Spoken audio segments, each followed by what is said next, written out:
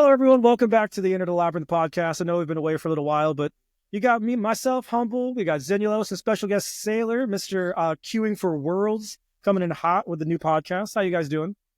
I'm having a great weekend. Went to another set champs today. Ended up splitting the finals with Ben from the Forbidden Mountain. Okay. Sailor, how you doing? Awesome. Yeah, absolutely great. I'm still like in the clouds, right, about this whole NA Continentals weekend. Yeah, for sure, man. It was just like the time of my life, bringing my family there. My kid being so grateful for it too. He's only 4 years old, but like on the morning, I asked him like, "How was it? How was your trip, buddy?" And he said, "Extraordinary." That's awesome. Dude, I couldn't make it to the LCQs. Like, it just wasn't in the cards for me. And seeing you guys, like Logan posted a picture of you guys in the teacups, and like you were posting pictures of you and your family at Disney World, and just seeing the pictures of like the venue and like all the cool moments. Dude, I had FOMO. I was so mad. Yeah, I was so sad that I couldn't make it. But like, I'm really glad that you guys got to make it, and you also, Sailor, going to Worlds. That's huge. I know, man. Like I couldn't believe it because it didn't start well at all. Like I went like draw into win the first game, not being able to finish the second because like I was one turn short of being able to win before the end of turn 5. And then I had lunch, and from there I just went on crazy and win. And by the end of the day, I was like, "What? I made it out?" Yeah, no, like all of us were like waiting for your results between you, RMB, Lorcana Bro, Wonder, Kindle, and we were, watching our group chat, and just every round it felt like none of you guys were doing spectacular. And then just like out of nowhere, you and Wonder and R&B just started taking off, and we're like, "Oh, is it really gonna happen? Is this really how we're gonna end the day?" Dude, the lunch was great. I have to say the lunch was great. Maybe it was the lunch. Look, I was at home, and like I wasn't really watching like the group Discord or the group message, but I was on my phone, and I was just spam refreshing Melee because I was just waiting. I was watching. I had like 4 of the LCQ pods I was watching because I had people I knew in them, and like I would like have to back out and find the pod and like go to the main bracket and like refresh and like watch your matchups and go back to the pods. Dude, I was going through it, but like I was so happy. Like I was like rooting for Logan. He was like made it to like round 3, and then I saw a loss, and I was like really upset. But I then like after lunch, you and R&B were just like, we don't plan on losing again because like we got to top this event. Yeah. And then you just like stop doing the half thing here, right? Yeah. Like we're here to win. Like stop, you like splitting games. Shook off your cobwebs. Like I'm gonna 2 of these nerds. It's fine. By the smallest margins, I have to say. We'll go over everything, but like these wins were just like so close. Yeah. And that means that both the Wizard boys are going to Worlds, Sailor and Wonder for winning Seattle DLC. So we do exactly have the Wizard twins going to Worlds.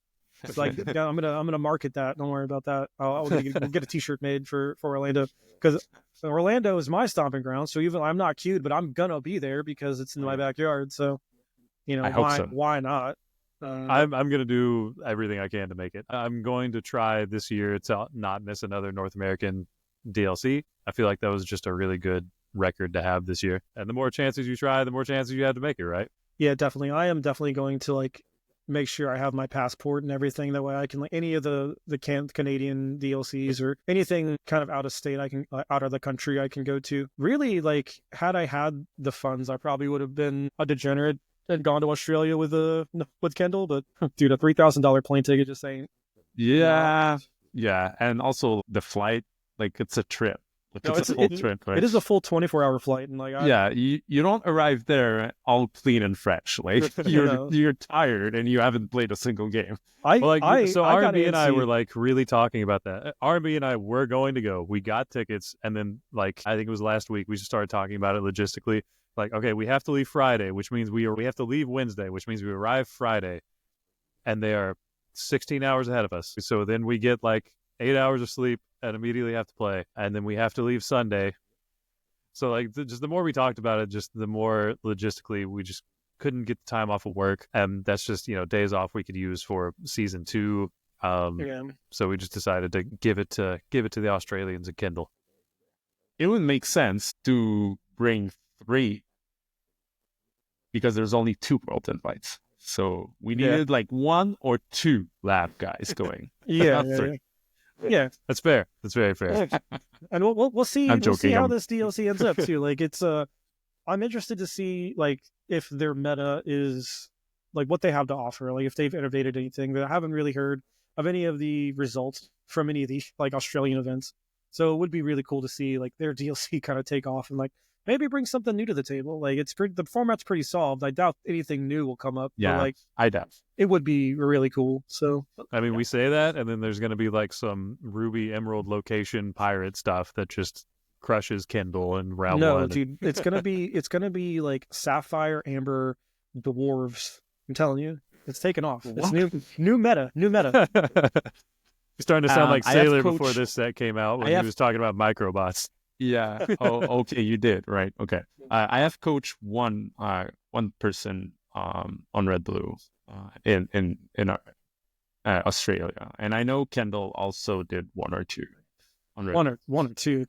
I'm surprised Kindle hasn't just coached everybody on Red Purple at this point. Like the number, like but in Australia, right? Like he was showing me, like he was helping me with like set my Metafy up, and like I saw the number of like students he had, and I was like, Lord, that's just like the entirety of the Red Purple player base. So like, good on you. Yeah. Yeah, absolutely.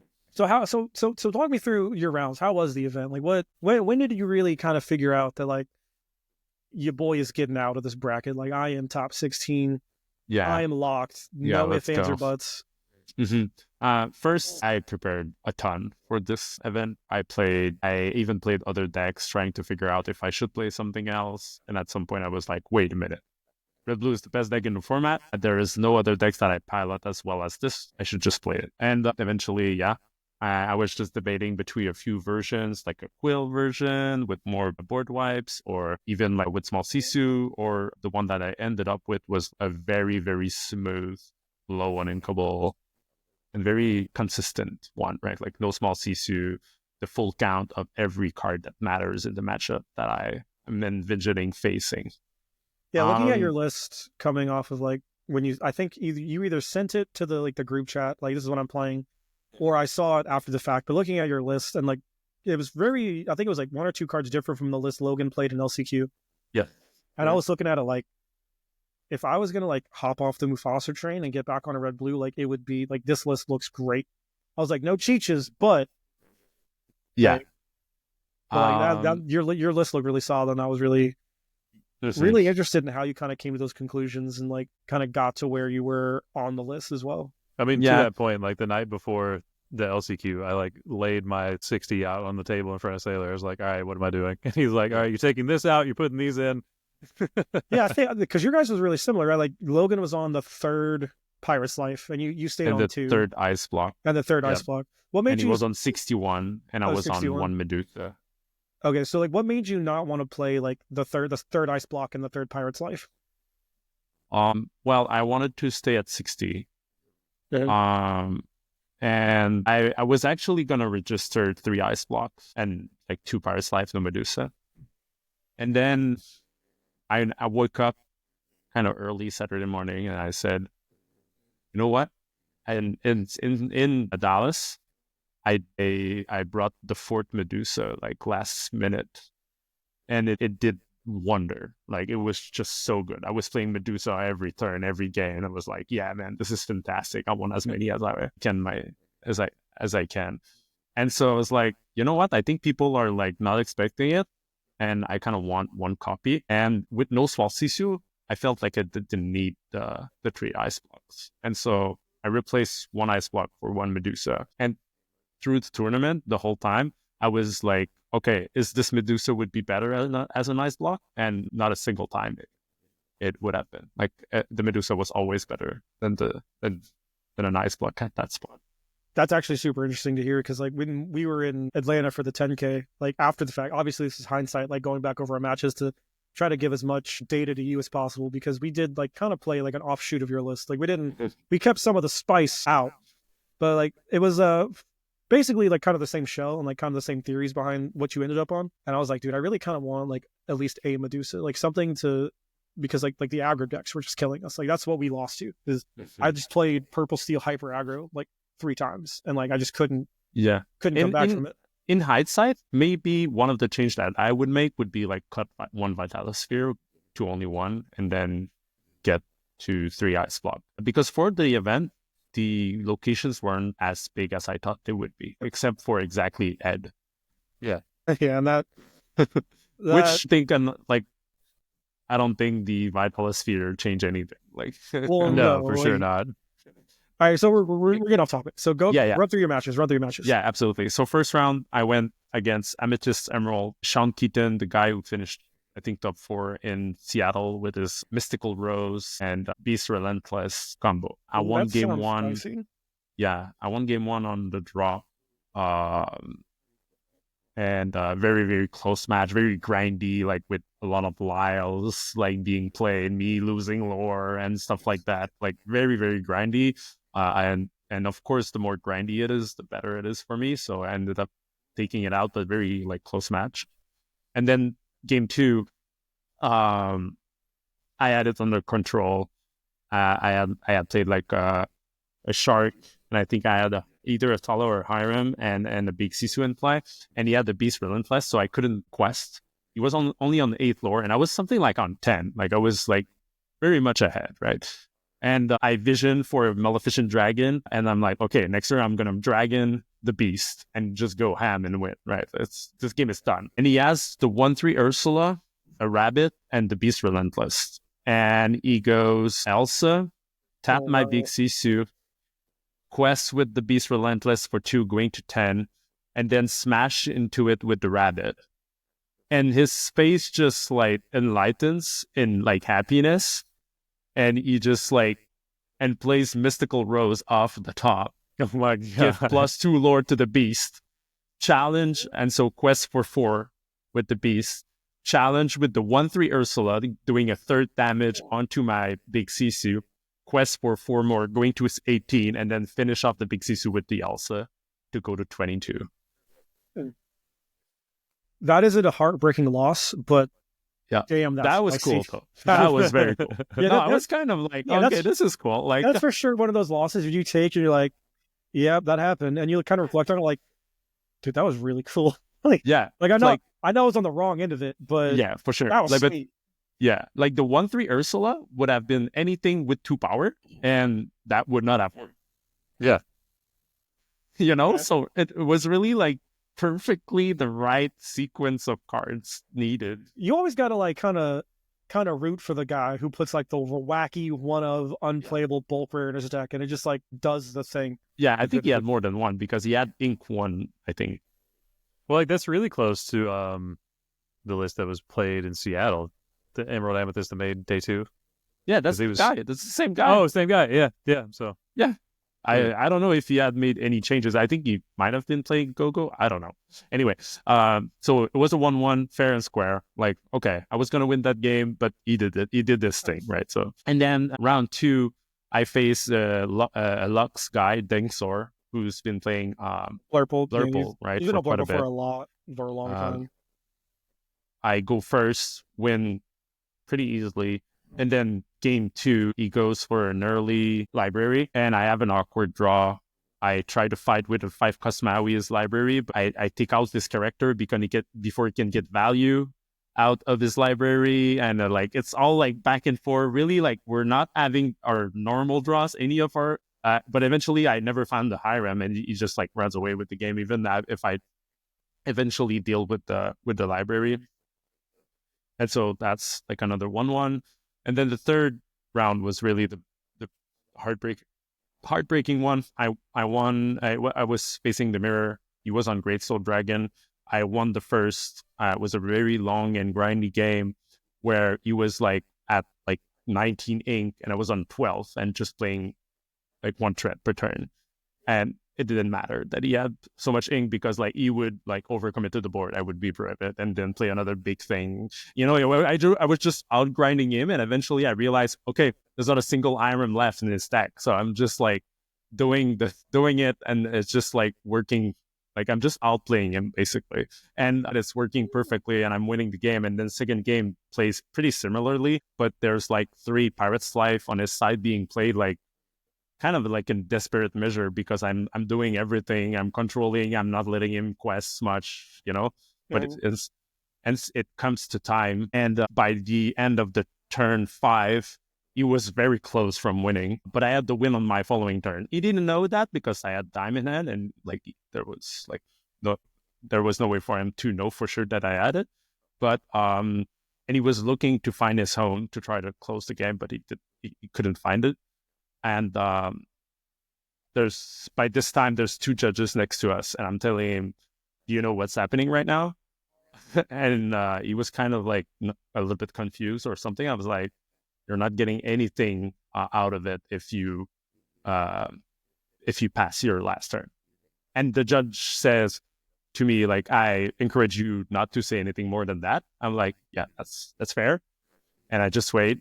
And he said, "Okay, I think I understand." And he says, crack popsicle. I don't have any more game action. Pass the turn. And I was like, yeah, okay. So basically, he got 0 points. I got 3 points. And yeah, I was winning on my next turn, right? That doesn't make sense too, right? Because like, if I'm going to get 0 points, I'm not going to like steal 3 points from you.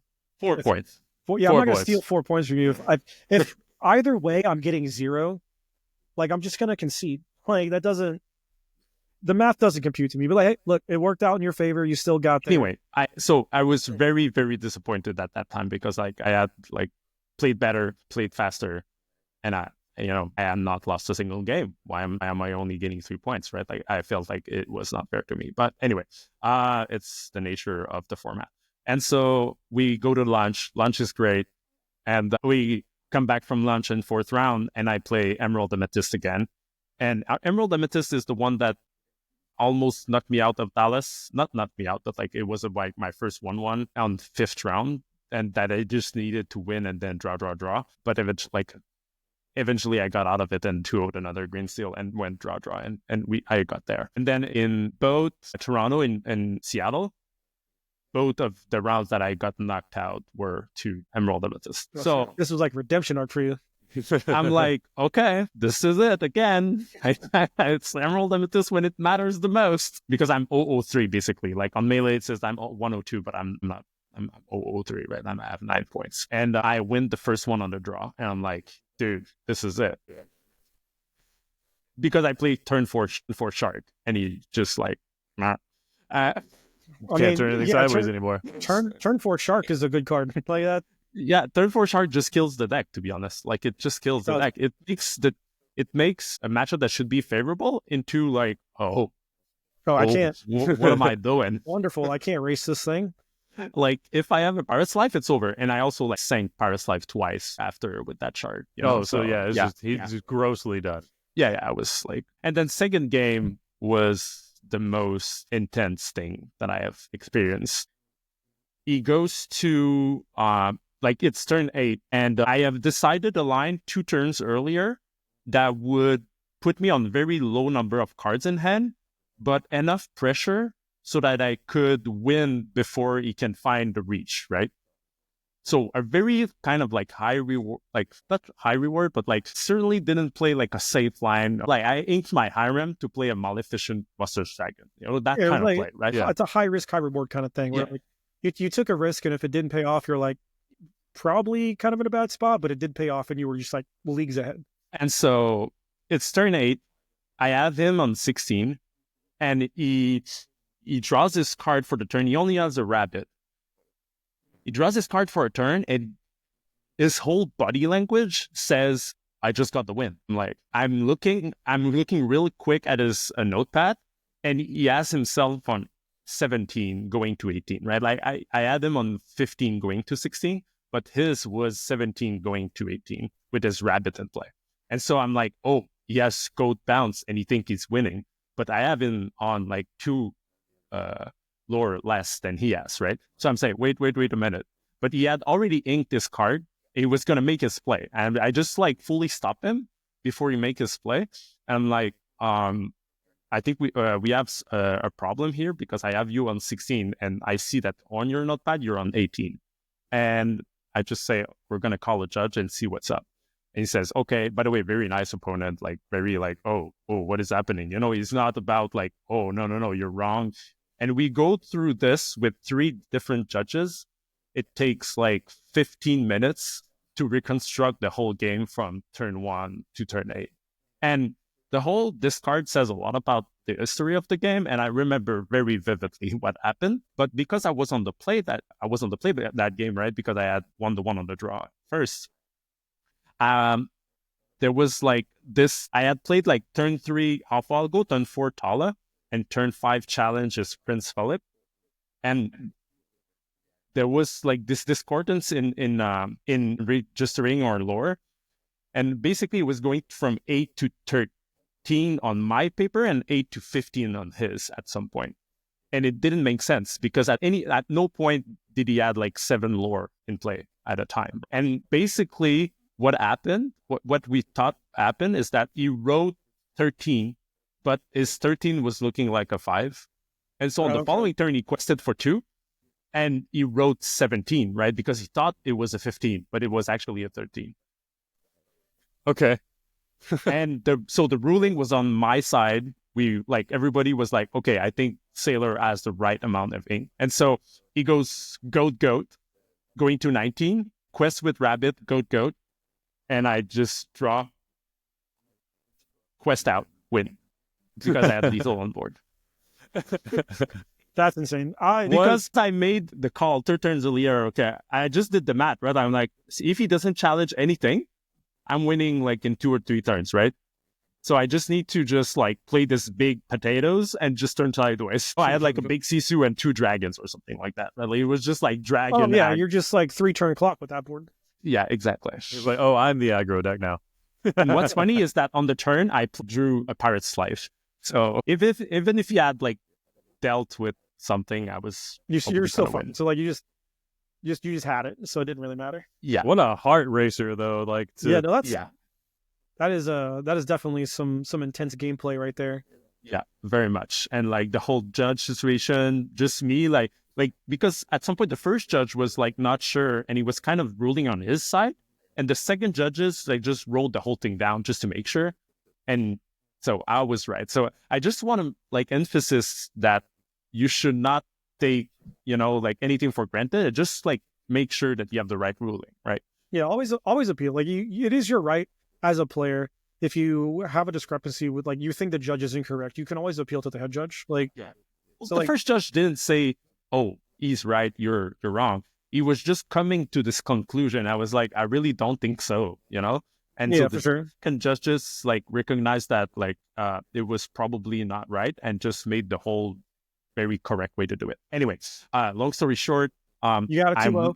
103, and then I faced Quebecers, right? So somebody from my province speaking French, and so that I topped it in Toronto, and he plays Blue Steel. And game 1, he played Twin Fire on my Hiram, and then the turn after Twin Fire on my Shark, and I proceed to win. And he reveals his hand of grab your sword, dime, whole new world, whole new world, whole new world. That is a hard, like especially in like the Continentals, right? Like the most competitive event of the year, and you just like brick that hard. Double Twin Fire, like double hold your world, grab your sword, lucky die. You brick that hard in a matchup that's not exactly great for you against probably like the best red blue pilot in the game, like that. Yeah. So unfortunately, that was a game I was under draw. I was on the play, so I won that one like obviously very easily. The other one I knew would be much like harder unless like you brick. But I played very, very tight, and he had the double quill kind of opener and into whole new world and stuff. But at some point he had Dime, Ariel, Tinkerbell that had sung a whole new world, and a non-exerted Tamatoa. And he's like on 50. And dude, my turn was just crazy. So I challenged the Ariel that was tapped with my Maui. I Vitalisphere Shark. I was on a lot of ink too. No, maybe not Vital. I think I might have had the Shark already. I Shark the other one. I can't remember which one. It doesn't matter. I shark one of the other. Take back Hideaway. Hideaway that had been in my hand like before the whole new world, and I decided not to ink it, so that it's in my discard, right? And hide away the dime, and then Maleficent Monstrous Dragon, the Tamatoa, and he has like no board, no dime, and my board is just full of big chunk. Yeah, just like it's completely unremovable threats that he can't deal with. Play, grab your swords, nerd. Do it. Right. Yeah, nice Zeus, idiot. Basically, that makes me able to win on the following turn with like the Pirate's Life or the dime that I have in hand, one of the two, I can't remember. And he goes ink up to 22 ink. And he says we're talking in French, like we're really like casual, like we're having fun, you know. And he says, okay, if I find my second dime and a Tamatoa, I win. And so he hard casts a whole new world, and he had 15 cards left in his deck, and I had 12, and he had played 3 whole new world. So in my head, I'm like, oh, does he realize that if he plays the 4th whole new world, I'm also like, and but he doesn't talk about it, so I'm like, maybe he just inked the 4th one, or anyway, he doesn't talk about it, so I'm like not saying a word about it, right? And don't let your opponent know how to kill you. No, for sure. And he draws the Tamatoa, but not the dime. It was like in the 8 card left in his deck. One of them was dime, and he tried to take out my stuff, but it was too much, and I just had to win on my following turn. And another 2-0 for Sailor. Another 2-0 for Sailor by the smallest margin. And he told me after that he was only playing 3 whole new world, and that's the reason why he didn't have it. You didn't have it. Lost to Sailor because of a deck building decision the day before the event. That's crazy. You lost when you registered the deck. Round 6, and so now I'm 203, right? And we need to go 304. So I have one more shot at the. By the way, I'm never losing 0-2. Like, I'm in my mind, it's impossible. Nobody 2-0 Sailor. Like, it's not a thing. So I'm like, nobody 2-0 Sailor. Write that down. Everyone listen to the podcast. No one 2-0 Sailor. Everyone going to Worlds. Remember, you ain't 2-0 Sailor. It's not gonna happen. Well, unless you're Ed and you're building your deck against me. We don't talk about that. We don't talk about that. And so I play against Patrick, who's another Quebecers, like 2 Quebecers in a row. Shout out to Quebec for like making 6 people into Continentals and 3 in top 16, by the way. Very good That's conversion actually rate. Good conversion rate. Yeah. Best province in Canada by far. And then I play against Patrick, who ended up doing top 4, right? And qualifying for Worlds. And we go 1-1. He's on purple steel dock, and I run over him on the play, and he wins not convincingly on the draw, but like I had the shot, it was closer, but he still get there with his reach. And I remember asking him like, are you confident into your last round? Do you think we can make it both? And he said, yeah, let's do it. And we fist bump him like, let's go, we're both making it, man. And then 7th round, I'm paired against a name I immediately recognize, right? Because it's one of my students who's been like on my Patreon, on my Meta5. And I know he's qualified with Green Steel, and I know that's what he's playing today. And so he qualified with Green Steel, and then like got into Red Blue, played Red Blue a bunch, and then got back to Green Steel for the Continentals because that's what he had. He was qualified with them. Yeah. And he see me arriving at the table, and his face is like that. Oh no.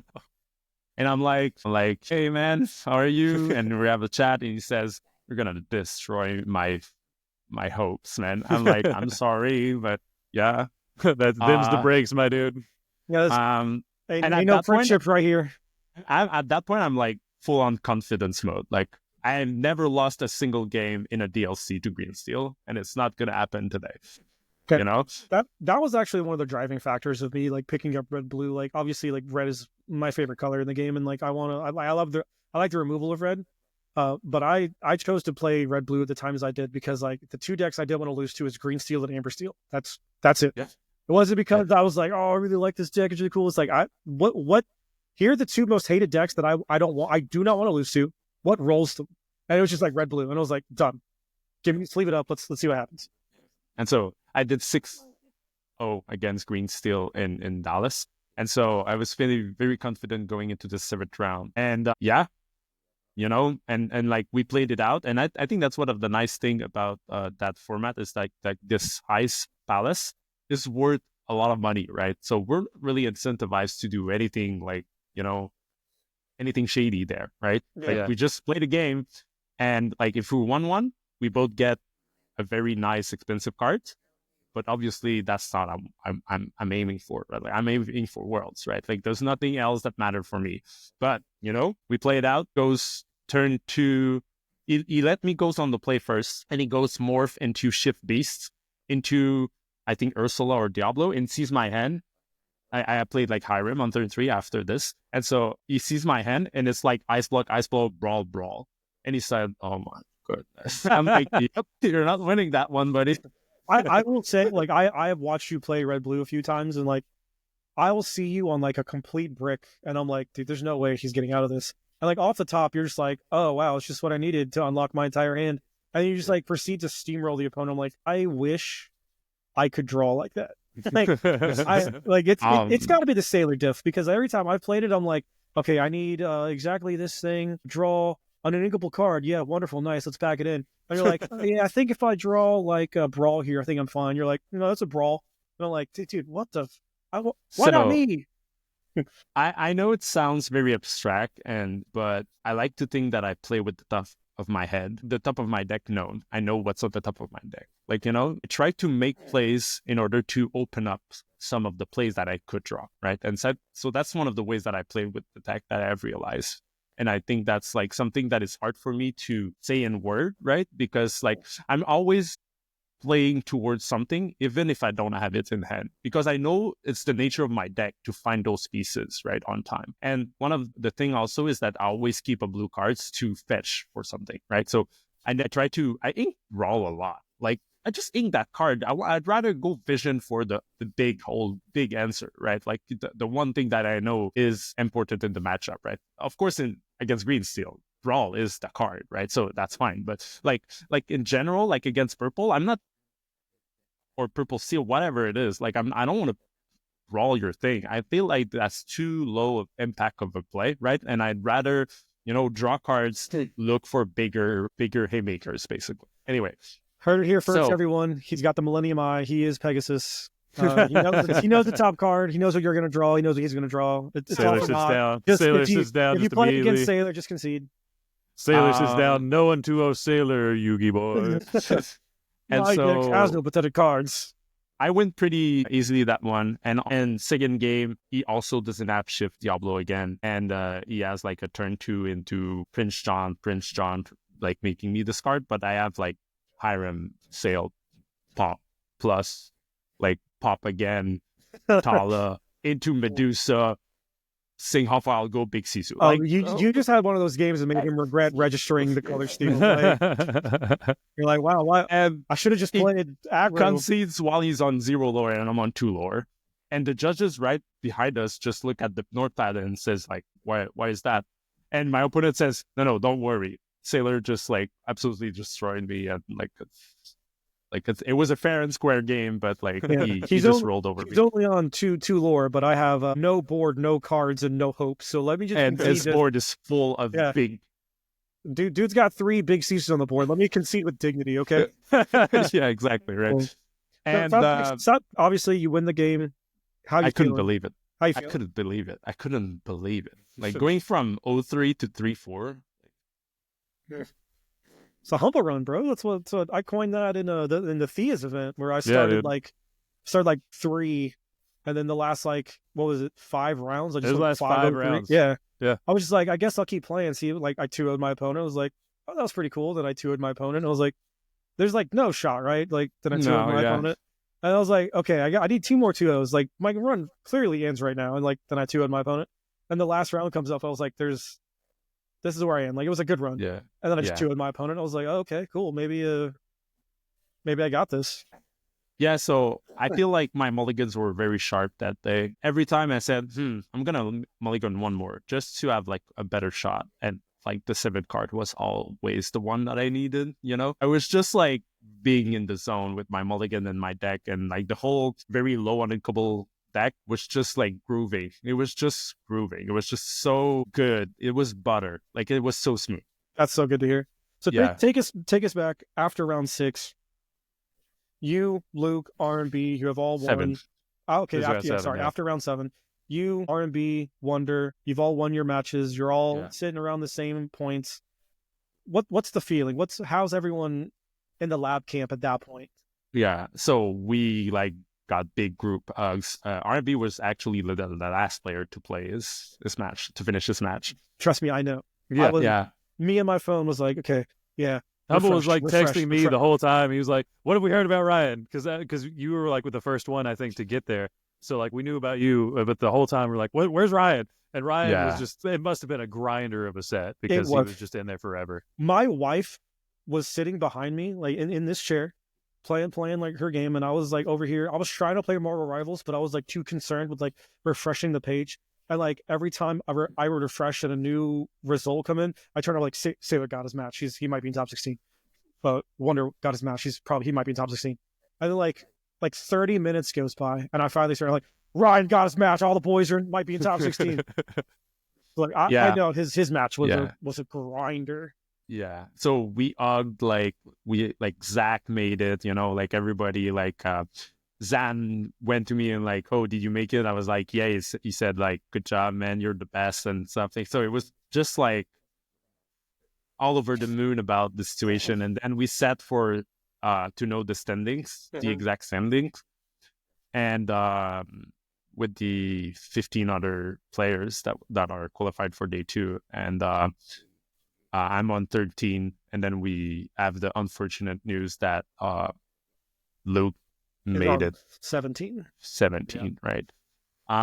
And Ryan is on 12 right before me, and I'm playing Umza on the following match, right, on top 16 tomorrow.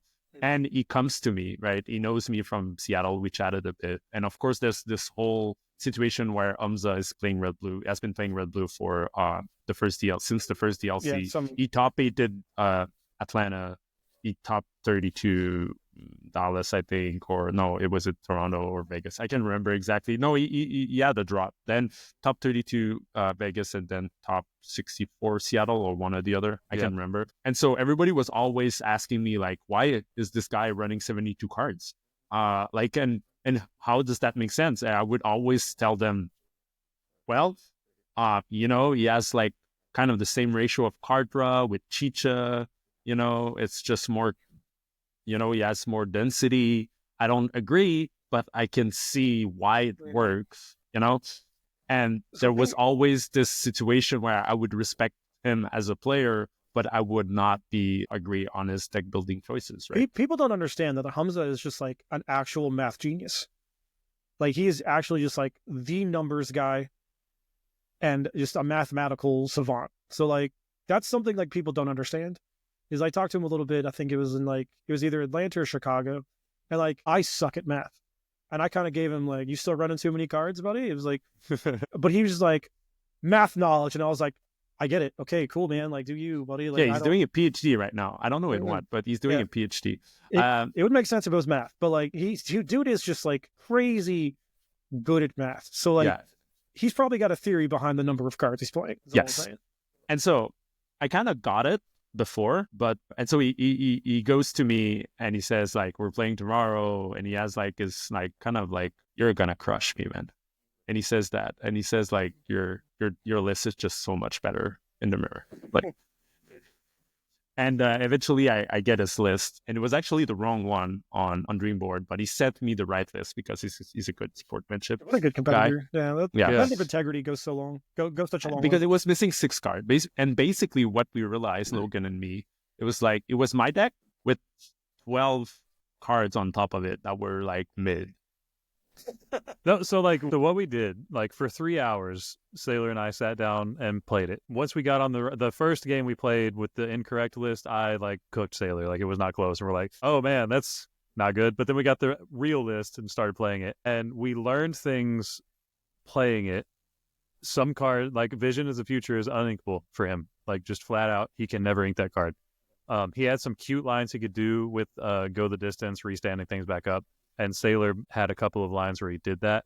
But really, like playing the list, and like shout out to Colors Law because she gave me the idea. She's like, like you're playing Humza's list against Sailor. What if Sailor plays with Humza's list to see what he can find doing that? So we swapped. I played his, and Sailor did some things and found some things while playing it that I don't know if it was relevant the day of, but maybe gave him ideas of what to look out for in the matchup. Yeah. Which that is like kind of an ingenious way to like kind of practice your top cut matchup is like you don't necessarily play against the deck. You play the deck to see what lines are relevant, like what information you can garner from their ink decisions and whatnot. So like that, shout outs to Colors All too. That is a fantastic idea.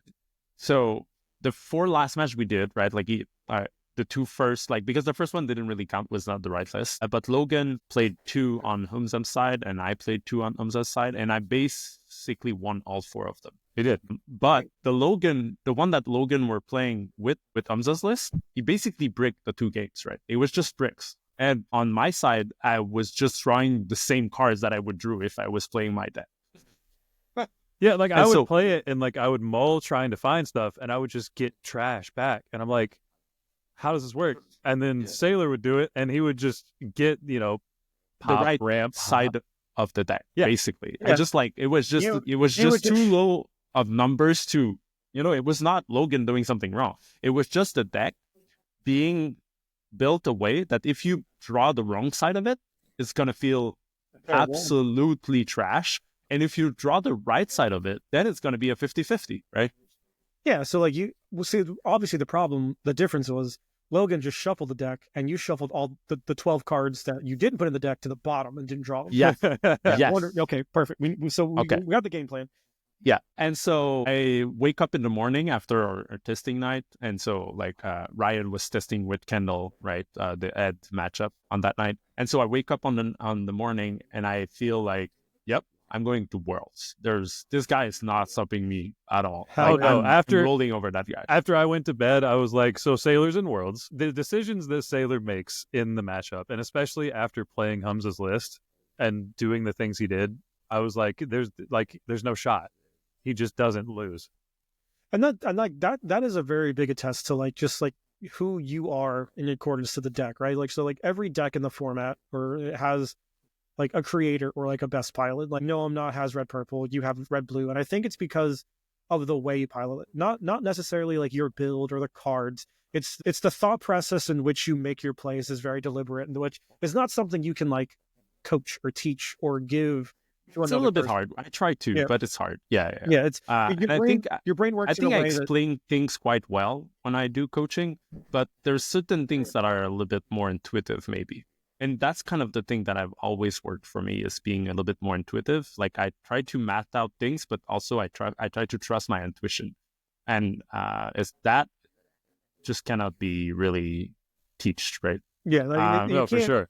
You can't teach like the way your brain works. It's just not a thing that happens. So like, and so Humza gets diffed in top 64. And so we start playing a very weird setup. Like we were like 6 tables, basically 12 players facing each other. And then there would be like 4 feet space and then other sets of tables. And it was a big old crowd like surrounding us. They kept us, it was basically like they made a gate with tables. There was one way in, one way out. There was like a judge watching the one way in, one way out. No one could come in. You couldn't signal to people because there were like 6 judges surrounding this table. Okay.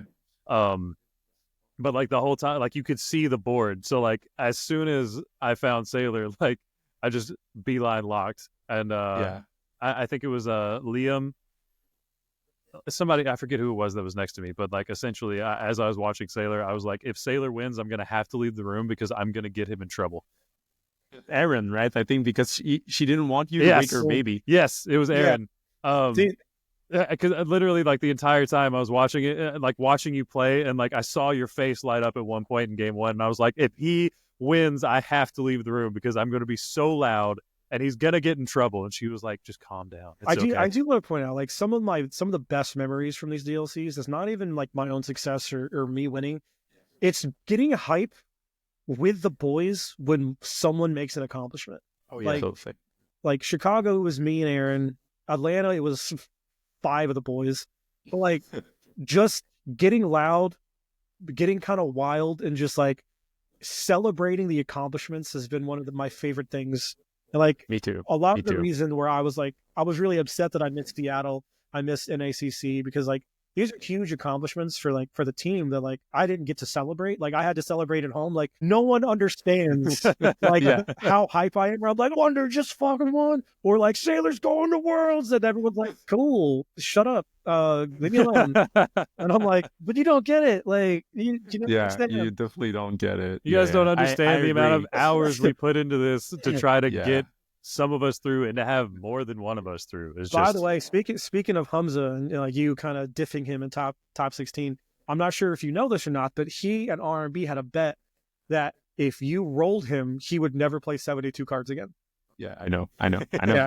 So I know. R&B told me, and we were chatting about it, me and Hamza after our game. I was like, and so you need to play 60 at Worlds, because what happened is that I 2-0'd him, but Zan won, Ed won, first seeding won, second seeding won. So there was 2 pass downs because of that, and I was third and fourth seeding, and that was Kurt Spice and Hamza. So basically, Hamza got 0-2'd in top 16 and got 2 Worlds anyway. Yeah, I mean, what a good feeling though, right? Like, yeah, I was really happy for him. And basically, I just want to talk a little bit about the match, but like, I kept a brawl in my opening hand on the draw because it was going to be on the play, right? Because it was 14, I was 13, and he went turn 1 pop into ramp into Hiram, and I brawled the Hiram, and he never found a second one before like the 12th turn, right? Which makes sense, right? It's kind of one of the things that we were concerned about this list, is that like if I take out the first Hiram, he possibly never finds the second one before it's over. And I proceeds to just like Tala and do 3 half all go and just answer everything he does. And he's like, Great Soul Dragon. I'm like, I don't care about that card. Cool nerd. You're not gonna have cards in hand. Like you have like 14 Hink. Does it matter? And so I won that game. And second one, he drew small Sisu, Queen of Hearts, small Sisu with no targets, and I played big Sisu. And it was over. It was just not it was a not game. Like he really drew exactly as we had said. Like he drew the wrong side of his deck at the worst moment. And by the way, there were just 2 judges next to us, like looking at our plays and being very, very, very adamant and like. Speaking of, I saw Hamza got stopped twice by a judge. Multiple times. What was the reason for that? I think he was stressed, and he was like, would not ink or would untap his ink. It would say like, you need to keep your ink tapped when it's not your turn and stuff like that. So it was like minor things, but like, it was just like a little bit of nervosity, I think. And but nothing too bad about it. And I was invited to Worlds, and from there, nothing else mattered. Like it didn't matter. Yeah, like that's what I imagine. Like, you want to be the champion, but if you get knocked out at this point, you're like, whatever, go to Worlds, doesn't matter. Yeah. Well, like after he got into Worlds, we saw that R&B unfortunately lost to Ed, so we almost had R&B and Sailor playing in top 8. Yeah, we were on the same bracket. Yeah, we would have faced if he had won against Ed, right? Yeah. So, but then we looked at Ed's list, and we like essentially were like, oh well, I don't know. I already knew. Yeah, like I know Ed. I know he built the deck to beat Red Blue. He said, "What's the best deck in the format? I'm gonna build the deck to beat it," and he didn't. Yeah, which is wild because before he sat down, a match to it for sure. But like before he sat down, we were just like, well, but he's in Worlds, so like it's. I mean, decent is not good enough against the best Red Blue players, basically. That's fair. And that's what he did, right? Like he recognized that his matchup were becoming just not good enough, like the regular red purple list, and that's why he was the only one going on to day 2, right? All the other red purple players lost 0-2 to our red blue players. Every single one of them. It was kind of a risk too, right? Because like obviously he made the right call, but if he was on the other side of that bracket, I think would have eaten him alive with two steel songs. On the other side, like that for sure. Yeah. And like even in Swiss, he got 2-0 by Diggy Diggy Hole. Yeah. But I don't think anybody else than Ed would have made it to day 2 with that list. No. I don't think so. Because he played green steel twice in the Swiss, and that list doesn't look good against, like, if you don't find your brawl or the Diablo is in the cove by turn 2, it's over. Yeah, because he had like, no Elsa, he had no Maui, that game. He has no Elsa, no Maui, no Genie. Like, he had nothing to contest. Yeah, just like standalone that Diablo. Cove is staying in play, and that Diablo is drawing a card per turn, if not more. But like, again, shout out to Ed, because this is something Sailor said like the night before. He was like, I wish that like we, to a degree, just had the stones that Ed had to build something to target what he believed he'd run into, and just full send and go for it. I didn't have the guts for it. Yeah. Like, you remember I sent you guys like my spicy list with Quill and like 9 sweepers. I was like, you sent me right? that, and I was like, this is some stuff I want to do. And then like I put it together, and then like I said, we played in Atlanta, and just like my first opponent was just like a Maleficent Diablo Smee, and I was like, it's one of those games, huh? Okay, cool. And I didn't have the guts to bring something very different. I just wanted to have my comfort, pick and have the smoothest of that and just go with that. It paid off, right? Yeah, it worked. And for Head, it was the opposite. He goes for a full-on spies, very, very like cutting edge, trying to hard attack the meta, right? And it works. Despite him only facing 1 red blue in the Swiss, right? And I think that speaks for the player more than his deck building prowess. And then on day 2, he got rewarded by his deck building prowess. Yeah, he took a huge risk for Swiss, and then like once he got out of Swiss, he was up for winning the whole tournament. Correct. I knew when he basically the first ambush was Ryan, and it was going to be his most difficult ambush probably. But if he was winning that one, he would go all the way through. Like that was my guess. Well, that's what happened. No, yeah. And that's what we felt the night before when we were running his list into Ryan. We're like, if RMB beats him, then like we thought like maybe RMB like has a good shot because he was really good into Ruby Sapphire with his list. But we were like, if Ed beats RMB, he has such a good bracket going into the finals. Yeah, we thought that Blue Purple would win against Zan, though. I don't remember exactly, but like I think like Zan's was also a big hiccups for Head, but he just happened to get there. Like I don't understand. Yeah, watching the Zan versus Ed matchup, I was like very conflicted because like I don't want Green Steel to win, but I also don't want Red Purple to win. So I was like, well, man, one of them's gonna win.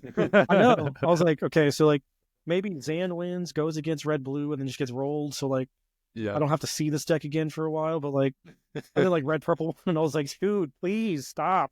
Let this deck go. I lost to 2, and we played like we were playing a blitz chess game. It was so fast. It was so fast. We played so fast. Like I know Ed, right? And so we both know we were really comfortable with our deck, and we're just like running cards. Like the first game took 2 minutes, and then the other one. That's what Logan texted me. He's like, game 1 was over in 2 minutes. I was like, that's not. I missed Ramp on 2 for the first time in the whole weekend, and he had the 1-drop Flynn Sisu Rabbit. So that explains the whole thing. Ask Logan about missing turn 2 ramp in Atlanta when I was like, we should just play 3 T-pos. He was like, no. I was like, shuffle up and see if we miss it. And we just like didn't. And I was like, wow, it's like we can cut T-po. We had like 88. It was like 88% out of like 50 mulligans.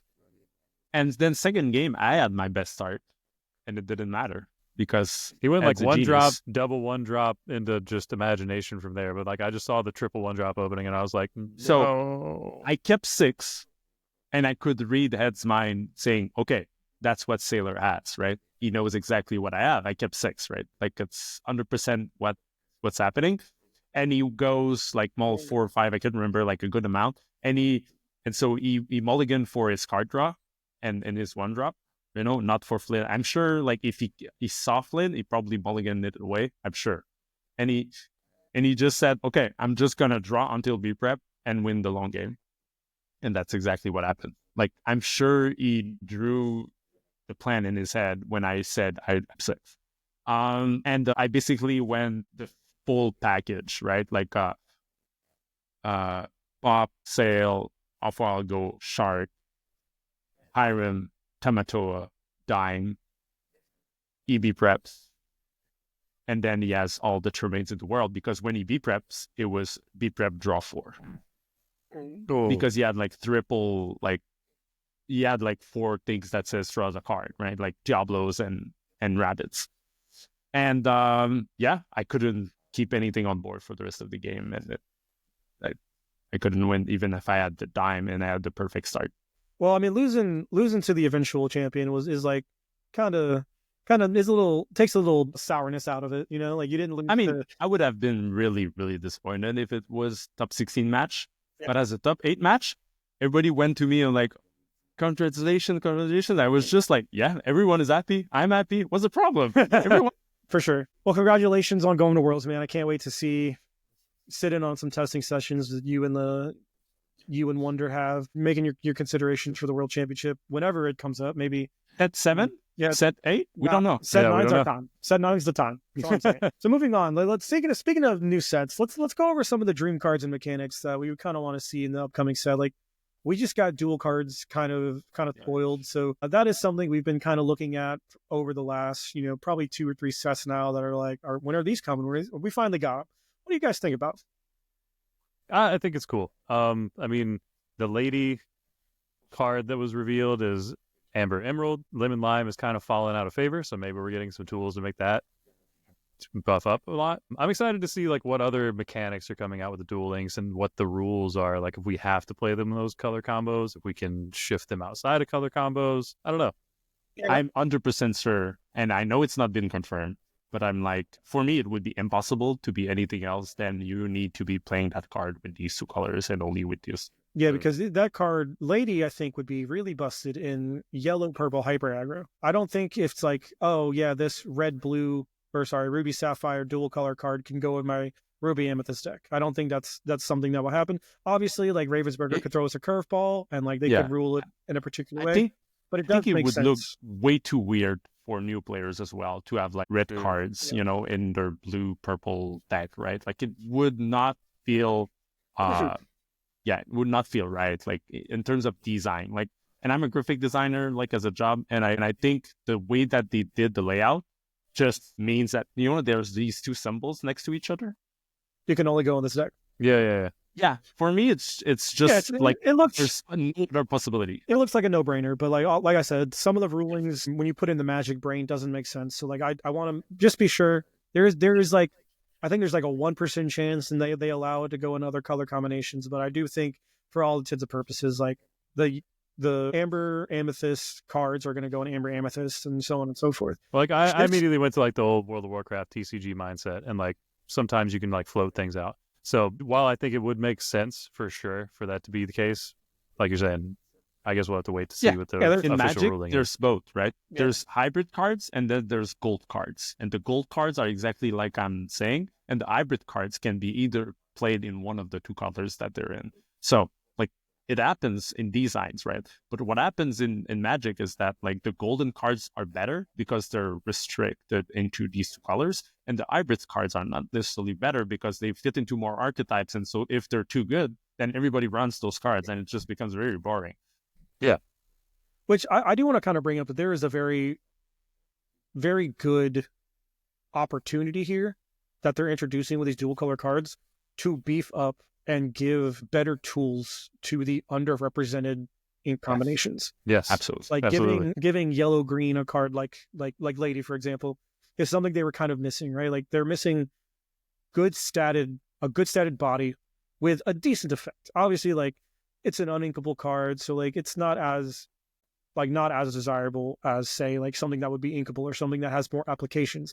But like, kind of giving, not only now they have kind of fleshed out what each individual color, like what their identity is, now kind of starting to give an identity to dual color pairings, which is like something really interesting. Like giving Ruby Steel or like Amethyst Sapphire some like very good cards because they have been historically underrepresented. Amethyst Sapphire is another like good suggestion. Ruby Amber. He said, please give me a Ruby Amber inkable Yeah, just like an inkable 3-drop that banishes a character when you play it and draws you 2 cards. It's not like not even no problem with that. Yeah, no, just a casual. casual. I can hope, right? Just a casual Tremaine Hiram on ink. Oh yeah, I mean like that. I agree. By the fine. way, that is a nice opportunity for them to buff up some of the archetypes that are clearly underrepresented. And also, I think that they're gonna, from what I've seen from the preview that we saw already, is that they're trying to push in really like specific synergy, right? Like this new Jafar that was revealed is synergy with the illusions, right? Which is one. Brother, I pray the illusions do not take off, because as Mufasa guy, I have no way to deal with those things. I know. I can't deal with those. They're potentially very problematic as a mechanic, right? And I think they needed to do it that way, because if not, Ice Block Popsicle would just destroy those, right? Yeah. So they needed to put actions. Because they have illusions in Magic, and they work very similarly to the illusions we're getting now. The difference between the illusions in Magic and the illusions in Arcana is illusions in Magic, anytime they're targeted by any means at all, they are sent to the graveyard. So, like, imagine if your Ice Block is just like now a Dragonfire. Like, that would be like, that would feel so bad for their new mechanic. And so I think I understand their reasoning. I just think they very, very need to be careful about what do they print as Vanquish. I don't. Yeah, the Vanquish is the keyword. I also think they only have one reveal. Is the keyword. It's a 4/6 evasive for 1 lore that costs 4. That costs 4, right? Yeah. So very overstated body, but it doesn't run away with the game outside of like playing to the battlefield, right? So I feel like that's a very reasonable design. But if you would put like something that quests for like a huge amount, that could be really problematic. I think so. Like, I agree, but I also think there's going to be a lot of ways around it. I think this is going to open up the avenue for a lot of cards that don't see play right now to now have a dual purpose, right? So like that card like Paint the Roses Red, a card like Distract, like 2 inkable card that does some arbitrary effect and draws you a card. Now it's just Dragonfire, draw a card. Calls me. It calls me? No. It calls me is in the discard. Yeah, it calls me as discard. But that would work against Lady, right? Well, no, because it calls me. Yeah, it's in the discard. But like, what's the new one? The new Steel one. Green Steel's playing it now. Who I'm still will here. be there? I'm still here. Like, I'm still here. Their card. And it's a song, so you can sing it and like draw a card and like remove their Steel has no problem with illusion. For sure. There's 2 things I want to mention where we're talking about these illusions. And by the way, there's like a keyword for it, which is I think Vanquish. Vanish. Yes. And first is that with Ward. Oh yeah. Someone. It was me. I put up Aurora immediately, and everybody's like, "No." Oh yeah, you said that because someone was like, "What if we give him Ward?" And I was like, "They can't have Ward. Like, you can't print one with Ward." And then Logan was just like Aurora from set 1, and I was like, "Yeah, God, like what are we doing?" Alice from Azurite Sea, right? Yeah, and the Goofy also. Yeah, like, there's a few cards that give words to other characters. And there's actions that do it. And the other thing is like Pete, right? So, like vanish characters into Pete. You don't play action. Stop. Yeah, that's pretty bad. Stop. So Pete is already like one of the best cards in the metagame. Yes. So if Vanish is good, it's going to be with Pete, I think. So something interesting you mentioned, there are some actions that do give ward. If you target your illusion with an action, does it get vanished?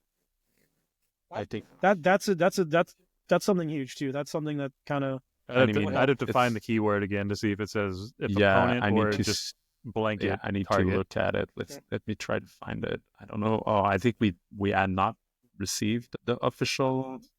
No, we have it. You can just look at the Iago. But while you look at that, Iago's keyword says it.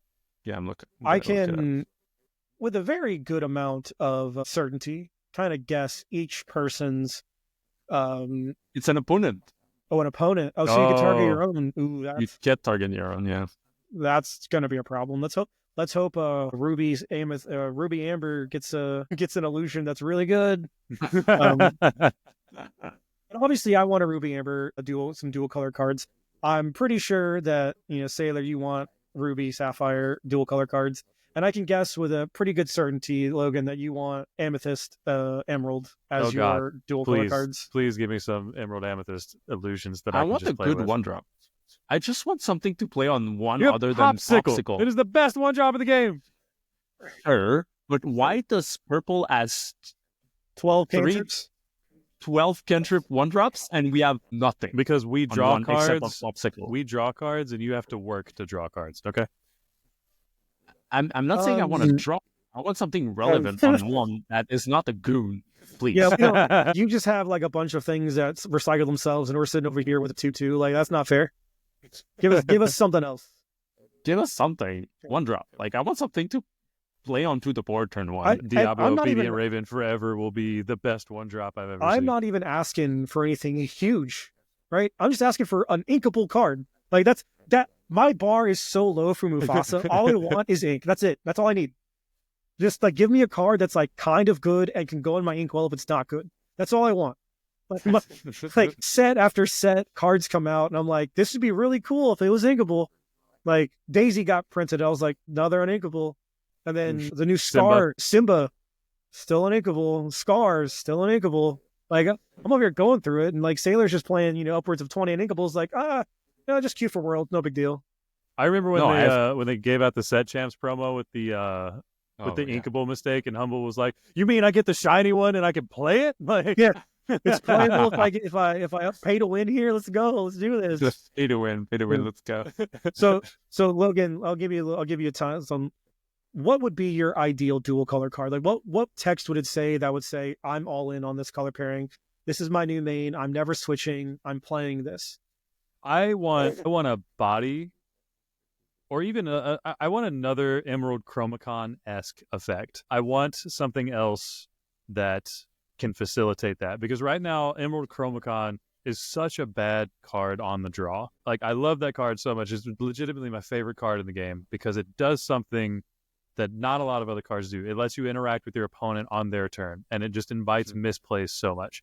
If we get another effect like that, so I can make just a Maleficent Staff bounce package thing with Emerald Chromacon, like, brother, you'll never get me off of Emerald Amethyst. All right, so you obviously want like some dual color card that is like Emerald Chromacon plus Staff together. Yes. All right, and Sailor, I know you probably want your red and blue dual card to draw a card or remove something from the battlefield or whatever. Or Ram, right? Yeah, Don't forget Ram. Or do all three. Who knows? Maybe get like a modal card like Cryptic Command. But what would be the card that you want to see? So I want something that interact early with the board. Something that basically can check Flynn, and that is not a dead weight, like all these goons are. Like, I really want just a one drop that is like playable. I just want a playable one drop. That's all I'm asking. I don't know how they can print it, but I want it. Like I said, I just want an inkable card, man. Like I want it to be red and yellow, and I want it to be obviously a character, but like just something inkable that's good on rate. It could be a vanilla at this point. Like, I don't care. It's not gonna be a vanilla. Well, it's probably not gonna. It's dual color. I hope it's not gonna be, but if it was like another kind of like early removal ability or like a draw card, something to like let Mufasa, just something that's an ETB, something that happens when you play it that is relevant to the game state and relevant to the board is all I need. Like, either it draws you cards or it removes a threat. That's all I'm really asking for. And just please God, make it inkable. I'll pray to Mickey Mouse himself to just let it not be a brick. Because like, if I ever go over 12 inkables in this deck, I just can't play the game. So like, he said, I just want some flavor text and a dream. That's all I want. I played Abomination Stitch for how long? I mean, yeah. I played Cobra Bubbles. My bar is so low. Okay. So obviously, so are there any other color pairings other than the ones that obviously we play?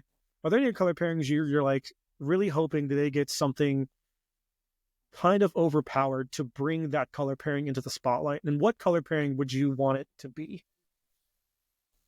Man, I really think Sapphire Emerald just needs something. Right now, it is a cool deck, and when it works, but I feel like it's so high rolly. Like, it either works or it doesn't. So it doesn't do anything. Yes. Yeah. So like, I don't know what that would look like. I don't know if it's a blue board wipe with some sort of drawback. That's kind of like what I would want to see. That's crazy interesting that you bring that up. Like, this is a way to bring in more board wipes without the colors that already have them abusing them, which is like crazy to think about. So it cannot be. I don't think a new board wipe can touch red, right? Like with Shark being into play, it just cannot, right? Like you cannot do that. But so it needs to be a dual color. Like I think blue purple could have some sort of like bounce everything, right? Song. If Blurple gets a board wipe. Dude, if Blurple gets a board wipe. Yeah, it might push it a little bit too far, but anyway. Maybe it's in like red, yellow. I mean, Sing Together 14. They can do it. That's just two sharks, dude. Just two sharks. Yeah, so blue purple would be probably like on the list for a board wipe, because you have mass removal in steel, you have mass removal in red. The other color that kind of makes sense to have mass removal in is blue, because like Emerald has it, but it's way harder to pull off than in steel or Under the Sea. Yeah. I think mine would be Amber Sapphire. It's a set one deck that kind of like popularized by Brendan DeCandia. Really, it was like the yellow blue like value mid range. Snapcaster OG first. Oh, that's a name. That's a name that we haven't in a long. We are talking about the Magic the Gathering card, correct? Yes. So fun fact, my favorite card was Eldrazi Displacer. So if you give me a Flicker deck, I'm in. And I don't. Oh, by the way, I have a prediction for like a following set, and I think it goes hand in hand into what was revealed like with the lady, is that I think with the Black Cauldron, we're gonna get this card like shenanigans, right? Like as we see in Magic, like graveyard stuff, right? Like Reanimator style of thing. I think the villain in the Black Cauldron is exactly the card for that. Yes. So I'll put a pin in my yellow-blue dual card, because let me tell you something. If they make Dredge or Reanimator in this game, I will never swap. I will never not play it. Play this game until I die. Well, no, not even the game. I will play that deck. It could be tier 7. I don't care. I'm playing it. It doesn't matter, because in order, my favorite decks from when I played Magic was Dredge, God Pharaoh's Gift. God Pharaoh's Gift made me quit the game 3 times. And every single time I came back, I was like, I don't want to do anything else.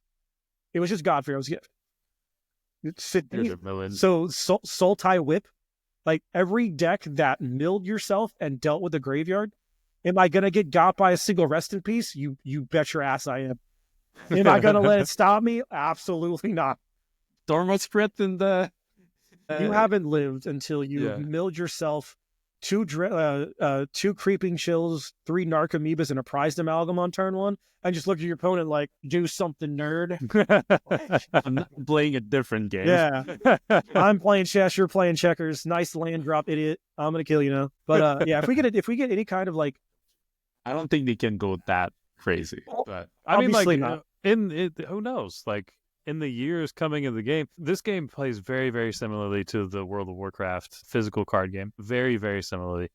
So, like, I picked it up, and, like, I have a lot of those just inherent skills and thought processes coming from that game. There are a lot of things that ended up getting printed in the World of Warcraft card game that just, like, were really cool. We got a lot of mill things that could eat off of your graveyard. We got a lot of, like, we got an exile thing eventually. We got so many cool tools that, I mean, we're still scratching the surface of ideas that they could come up with. Oh yeah, for sure. Oh yeah. Yeah, and like, it's gonna get wilder and wilder. Like, there's no way they keep it that simple. I mean, look, we're already like barely out of our first year, and we're getting in this set a new mechanic, a new keyword. So, like, I think sky's the limit. Card, basically. A completely new ink idea. So, like, I think this year we're going to see, even more so than this year, I think Sailor said it best when Azurite Sea came out. He's like, I think Azurite Sea is going to be one of the most impactful sets for the meta. And a lot of people I don't think really believed you, but now here we are, and we're kind of almost back to a set 3 mentality where everything is so rock, paper, scissors. Logan and I just put out the set champs video, and when we were preparing for that video, we were like, are there really just 10 viable decks in this format, like between tier 1 and 2? Like, and not only 10 viable decks, but different ways to build within those 10 viable decks. Yes, absolutely. The fact that blue steel has 3 ways to build it, amber steel has 2 ways to build it, green purple has 2 ways to build it, red, even in some iterations, red blue, like people are coming out with like these Mulan strategies. Manners, Mulan, Goof, Super Goof. Like there's so many things you can do. Look, I'm taking credit. I'm taking at least 48% credit for McDuck Manor being popular in red blue because I did it first. Like, that was me. I did it in Chicago. Right? I didn't know that. Did I get railed? Yeah, that's how we got day 2. Did I get railed by Zach Bivens in top 64 because he nut drew me with Amber Steel? Sure did. Did game 2 see me play 3 McDuck Manors and him quickly concede? Sure did. I'll take that. And then he goes, game 3, shift queen wheel. And you were like, oh yeah, my hand game 3 was like actually good. And he was just like queen on 1. And I was like, uh-oh, popsicle. He goes, shift queen wheel. And I was like, this is my nightmare. This is how I lose. Why am I on the draw? Yeah, exactly. Actually. Oddly enough, so game 1 again, and I'll just kind of put a pin in that. But like game 1 on against Bivens, I drew Medusa into Sisu, and had I drawn them backwards, I win because I needed to kill both his threats because he had a flute on the board, and I needed to be able to I got rid of the Robin Hood, but I needed to get rid of the Robin Hood and his Ursula, so he could only go to 19 because I won the next turn. So had I just drawn them backwards, maybe I would have been in a Continentals D boys, but it was not in the cards for that one. Yeah, I mean that's a lot of the outcome of these tournaments are very as I highlighted right in my run, right? It's like a very small margin. So I was the only Labyrinth guy who didn't make day 2 of the season, but twice I was 1-2-0 away from doing it in both Texas and Toronto. Toronto, I was so confident that I was going to do it, and Sailor and I both just ran into weird matchups, just weird decks that had no business being in the room, but we got, and that's just, it happens sometimes. Yeah, a lot of people don't understand, when they want to quantify their success, they're not understanding the variance that's involved in this card game, right? We are a TCG. There's going to be a level of skill involved, but there's also going to be an equal or greater amount of just luck, right? It's not like you're playing a traditional sport or you're playing an esport where if you put the time in, it doesn't always necessarily quantify to you being the better player. Because sometimes you just brick.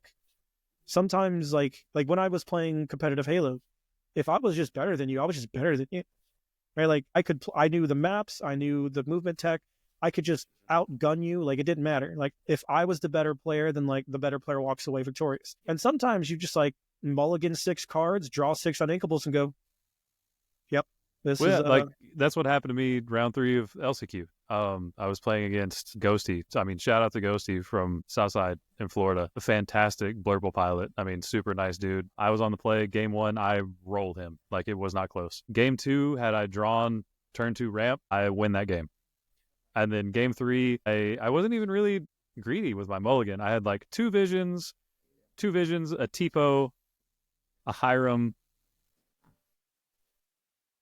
a Sail, and just 2 other inkable cards. But I was I can do better because the two inkable cards weren't going to do much for me in the matchup. So I mulled 4, keeping a Hiram, a Tipo, and a Vision, and I just drew 4 uninkable cards. It was a B prep, a dime, a big Sisu, and something else. And I was oh, cool. Well, that's what happens. That's crazy. Yeah, it's just shout out. Just want to mention this for all the people listening.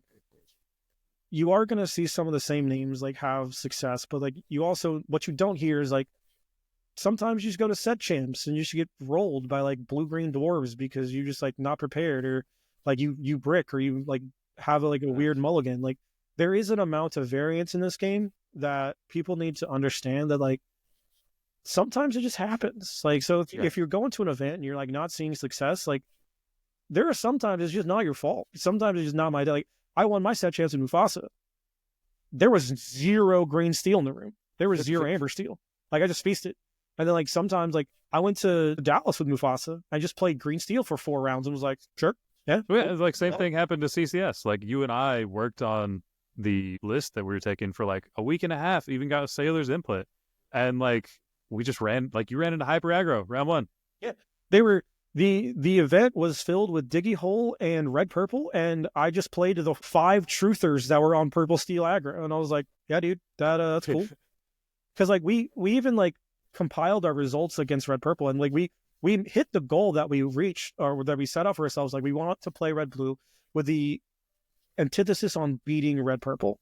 And we did that all weekend. We rolled every time we played against Red Purple. It was a non-game. We were just like, yeah, you're dead. Neither of us lost to Red Purple all weekend. No. And that's crazy. And then I just like sat down across this dude that was just like Maleficent on 1. I was like, okay. He goes Maleficent on 2. So me, Diablo on 3. And I was like, yeah, dude, I'm dead. Yeah. Yeah, just to highlight what you said, I think for every player that qualified in an event, there's like 10 great players that didn't, right? Like there's, you know, like look at Europe, for example, like which artifacts. Yeah, which is like the difference between the NA and the EU, right? Like, and I'm not throwing shade at EU by any means, but like EU's top cut was filled with a bunch of unknown players. NA's top cut was filled with a bunch of known players, and like, but like it's at any given point, it could have been any one of those people in the room make top 16. I mean, we were just talking about it. Had Ed been on the opposite end of the top 16 bracket, like he's probably a different champion. There's 100% a different champion because his deck was not prepared to combat the other side of the bracket. Like there is a lot of luck involved in seeing success. So like people need to understand, and like when people come at you and are like, "Oh, you did just like, yeah, dude, like sometimes you just get lucky."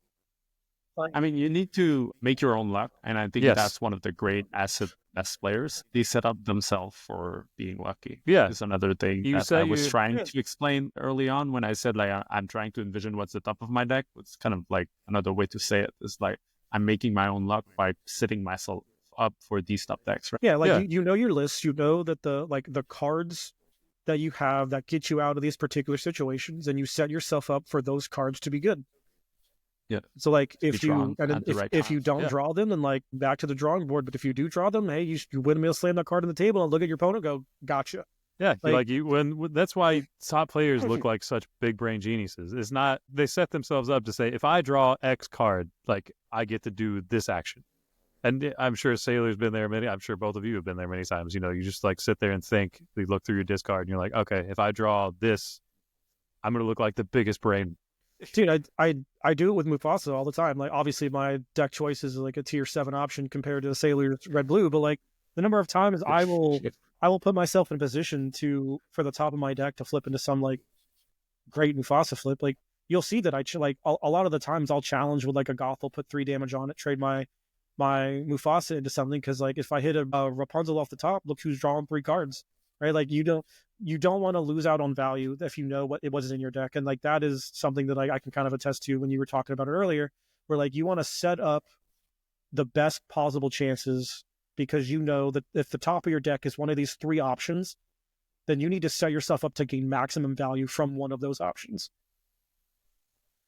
Like, like the number of times, man, you like playing roulette. You like playing roulette, man. I hate it. I hate it so much.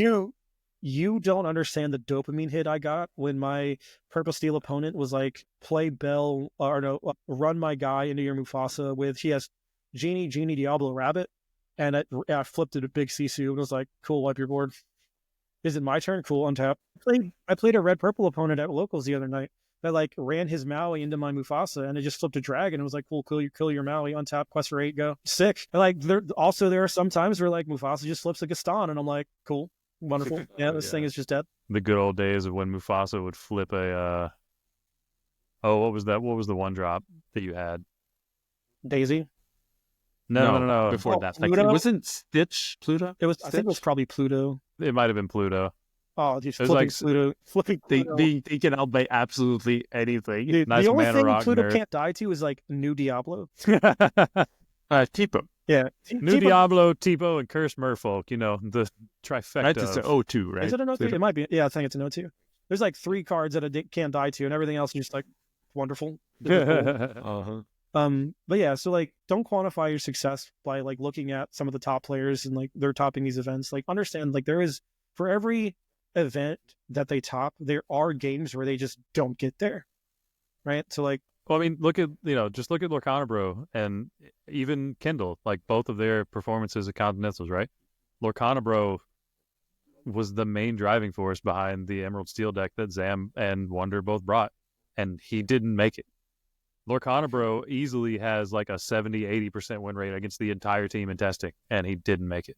Dude, I don't want to talk about it. And I will straight up tell anybody when they ask, like, yeah, Lorcanabro is the best player on the team, like hands down.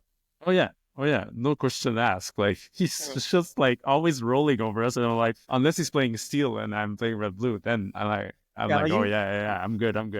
If you want to know if your deck idea has legs, and if you play a 10-game set and win 2 games off of Aaron, the deck's got legs. Yeah, because 2 out of 10, man. I have taken a deck against Aaron into like a 15-game set, and like he rolls me 7 games in a row, and just like, I'm good. We don't have to finish this set. It's fine. Like I understand this deck sucks. Back to the drawing board. I get it. Thank you. Oh yeah. Yeah, every time, like I always say Ember Steel is a great deck, but that's one of the reasons why is that like my main testing partner is like Aaron. Like I feel like that's like a close matchup with Red Blue when it's Aaron. Like, like winning more than he does, but like he's winning like a good number of the time. Yeah, right? he'll take an unwinnable matchup and make it winnable somehow, and we're just like, absolutely. I don't know what's going on, but like I was 80% favored, and I've been getting rolled for 10 hours. The amount of times he's made RMB question just his entire existence is just insane. Oh, I can tell you the exact number because every time he switches decks, he texts me. He's like, "Oh, dude, this deck is definitely like the one." And then like Aaron rolls him for a 10-game set. He texts me immediately. He's like, "No, I'm not playing this anymore. This deck sucks." I think it was the first CCS 10K in Atlanta. Yes, because I was part of that testing that night against Aaron and RMB. He swapped decks 3 times. 4 times. 4 times because he locked something, texted me like, "This deck is unbeatable. I'm so good." I'm like, my brain is huge. And then Aaron rolled his ass, and he texted me back like, "I'm not playing this." He's like, but I think I figured it out. I think I know what I'm doing. I'm playing this. And then he like sends me the list, plays against Aaron, and Aaron rolls him. He goes, okay, we're gonna kibosh that one. That one was not good. We're gonna do this instead. Sends me the list. I'm like, okay, yeah, these look like 60 Lorcana cards. Like, go for it. And then Lorcana bro just like puts him in the dirt again. He's like, and he texts me. He's like, "I don't know what to do. I don't want to go anymore." And I was like, brother, we are currently like scheduled to be on the road in like an hour, so you need to figure the hell out. So like, yeah, like Aaron is like the driving force. Like Aaron makes us all better by making us feel worth. Yes, yeah, absolutely. The mark of a true team captain. Right. Oh yeah. The real captain. All right, everyone. Thank you for coming by. Thank you for listening to the podcast. That's going to be this episode of Enter the Labyrinth. If you'd like to follow us, our socials are going to be linked down below, as well as the team Discord. If you want to, rub elbows with the best team in Lorcana currently, and based on some of the announcements, probably one of the best teams in Pokemon moving forward, go ahead and join that Discord where we do community games. Paid members get like 1/2 hour of free coaching a month, access to our deck lists, and the whole 9. So just join that Discord, follow us on socials, and love you guys. Stay back.